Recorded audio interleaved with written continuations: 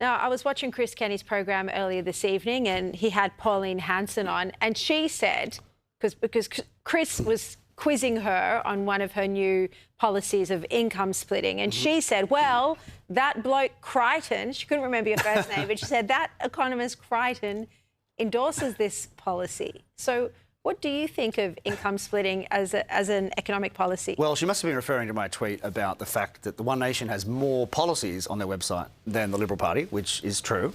But the policy of income splitting is reasonable. The US does it. You know, you either file as a single or you file as a married couple, and that has tax consequences.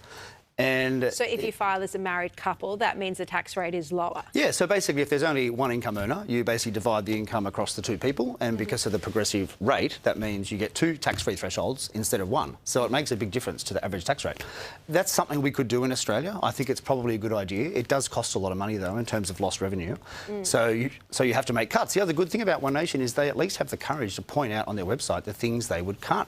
You know, $20, $30 billion a year of climate change nonsense they would cut, and that's what needs to be said, I think, by the Liberal Party for them to have similar policies. All right, Adam Creighton, thanks so much for your time. Thanks, Sherry.